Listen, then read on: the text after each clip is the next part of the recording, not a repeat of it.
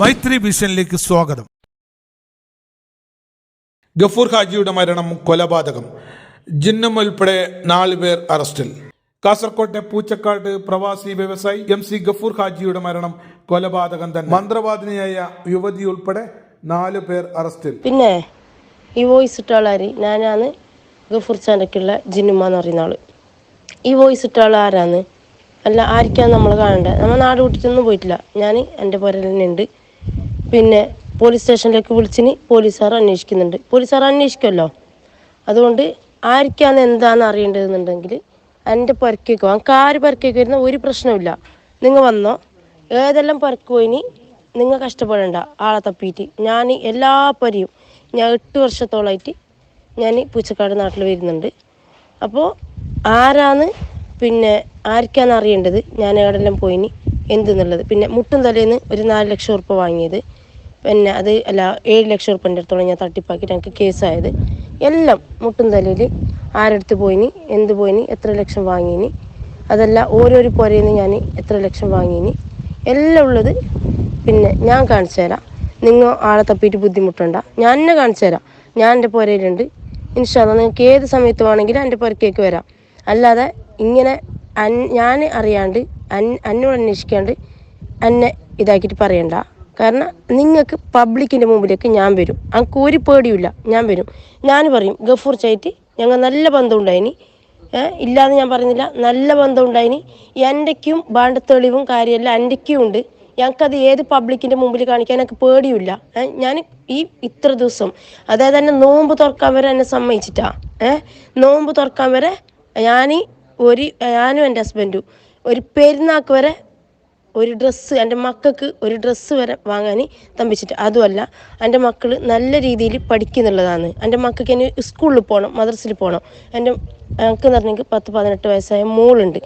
അതുകൊണ്ട് ഞങ്ങൾക്ക് ഒരു പ്രശ്നവുമില്ല. ആർക്കാന്ന് എന്നെ കാണേണ്ടത്, ഞാൻ നിങ്ങളെ മുന്നിലേക്ക് വരും. നിങ്ങൾ കഷ്ടപ്പെടേണ്ട. ഞാൻ ഏത് പേർക്ക് പോയിട്ടുണ്ടാവും നാട്ടുകാർ പറയും.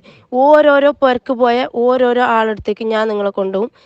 എന്നിട്ട് നിങ്ങൾക്ക് അവരോട് ചോദിക്കുക, ഞാൻ ഒരിടത്തും പോയിട്ട് ഞാൻ ജിന്നുമ്മ, ഞാൻ അങ്ങനെ എനിക്ക് ഇത്ര കഴിവുണ്ട് ഇങ്ങനെ കഴിവുണ്ടെന്ന് ഞാൻ ഒരാളോടും പറഞ്ഞിട്ടില്ല. അത് എനിക്ക് തെളിയിക്കാനുള്ള കഴിവ് എൻ്റെ കയ്യിലുണ്ട്. ഞാൻ ഇത്ര ദിവസം ഞാൻ മുണ്ടാണ്ട് നിന്നത് എന്താ, പോലീസായിട്ട് മുമ്പിലോട്ട് പോകുന്നുണ്ട്.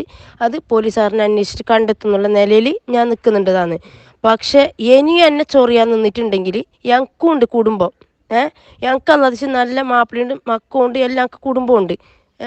അതുകൊണ്ട് എൻ്റെ നേർക്ക് വാ, അല്ലെങ്കിൽ ഞാൻ വരണേ അങ്ങോട്ടേക്ക് പൂച്ചക്കാടേക്ക് ഞാൻ വരാം. ഗഫൂർ ചായിട്ട് ഞാൻ നല്ല ബന്ധം ഉണ്ടായിനി, ഞങ്ങൾ ഫാമിലി ആയിട്ട് നല്ല ബന്ധം ഉണ്ടായിനി, എല്ലാം ഉണ്ടായിനി. ഒരു മടിയില്ല പറയാൻ. ഗഫൂർ ഞങ്ങൾക്ക് ഇന്ന് വരെ ചാറ്റിംഗ് ആക്കിയ ചാറ്റിംഗ് ലിസ്റ്റ് ഉണ്ട്, എല്ലാം ഉണ്ട്. ഞങ്ങൾ പോയതുണ്ടാവും, വന്നതുണ്ടാവും, എല്ലാം ഉണ്ടാവും. അതുകൊണ്ട് എന്നെ പറ്റിയിട്ട് പറയുന്ന ഒരാളെ മുമ്പിലും വരാൻ എനിക്ക് ഒരു പേടിയില്ല. മനസ്സിലായോ? ഞാൻ ഇത്ര സമയം ഞാൻ ബായി എന്താക്കി നിന്നത് ഒരു പെരുന്നാൾക്ക് എല്ലാവരും മക്കളൊക്കെ ആഘോഷിക്കുന്നതിന് പകരമോ ഞാൻ എൻ്റെ മക്കൾക്ക് വരെ ഒരു ഡ്രസ്സ് എടുക്കാൻ്റെ ഉള്ളിൽ ഞങ്ങൾ നിന്നിട്ടുണ്ടായതാണ്. ഇനി ഞാനിത് പ്രതികരിക്കേണ്ടതെന്നെങ്കിൽ ഞാൻ ഒരു പെണ്ണല്ലാതെ ഇപ്പോൾ അറിഞ്ഞാ. അതുകൊണ്ട് ആർക്കിതാര് വോയിസ് ഇട്ടത്, വോയിസ് ഇട്ട ആളുവാ. ഞാൻ ഏതെല്ലാം പരക്ക് പോയി 80% പരക്ക് ഞാൻ പൂച്ചക്കാട് പോയിട്ടുണ്ട്. പൂച്ചക്കാട് മാത്രമല്ല എല്ലാ പരക്കും ഏകദേശം ബേക്കരം തൊട്ട് കാഞ്ഞങ്ങാട് വരെ കണ്ണൂർ വരെ ഞാൻ പോയിട്ടുണ്ട്. എല്ലാ പുരയും ഞാൻ നിങ്ങൾക്ക് കാണിക്കാം.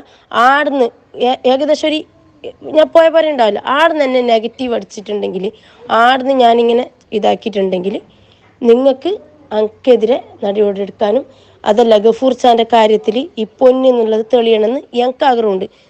നിങ്ങളെ നാട്ടിൽ തന്നെ ഉണ്ടല്ലോ തങ്ങ പൂച്ചക്കാട്ട ഗഫൂർ ചായിട്ട് അടുപ്പുണ്ടായിരുന്നല്ലോ.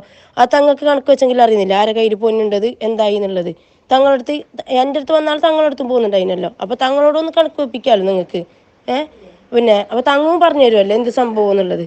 അതുകൊണ്ട് പിന്നെ എനിക്കും ഇതറിയണം. കാരണം എനിക്ക് പേടിയില്ല. ഞാൻ ഒരു ഞാൻ തളരാൻ പോകുന്നുമില്ല. എനിക്കൊരു പ്രശ്നവുമില്ല.